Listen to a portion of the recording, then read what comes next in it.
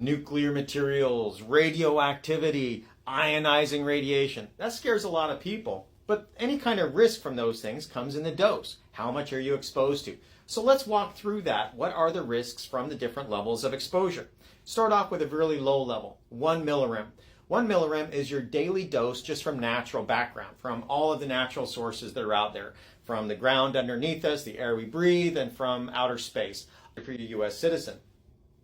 10 millirem, that's about the dose that you get just from internal potassium. Potassium is naturally radioactive, and we require it to live.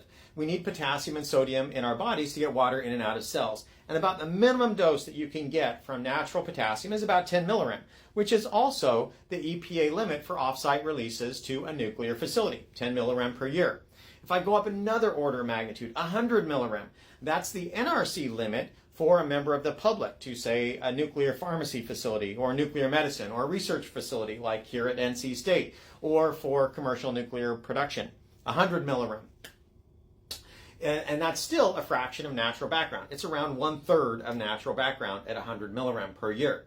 If I go up another order of magnitude, I go up to 1 rem. 1 rem is the minimum dose that the EPA can issue recommendations for a governor to order evacuation from a nuclear accident at 1 rem per year. Now, the EPA probably would do it around 2 rem, but 5 rem is the maximum dose that a radiation worker can legally get in a year. You can get 5 rem legally in the United States. It's considered sufficiently safe.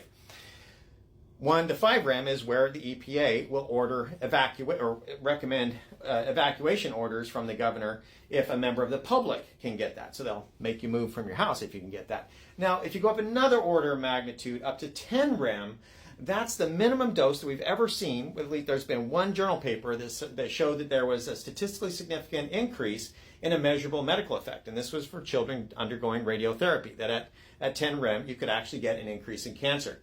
Now, before that, it was around 20 rem for adults before you could actually see any statistically significant change from that level of a dose. So that was at 10 rem. By the time you go up to 100 rem, now that's a really big dose. Those are the kind of doses the atomic bomb survivors got.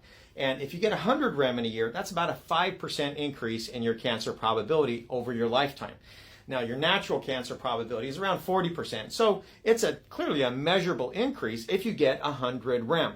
By the time you get up to 1,000 rem, now you're talking well above the lethal dose. You might survive it, but most people are probably going to die if you get 1,000 rem. So we just went over 6 orders of magnitude difference, 1,000,000 times different between 1 millirem and 1,000 rem, and the effects are completely different.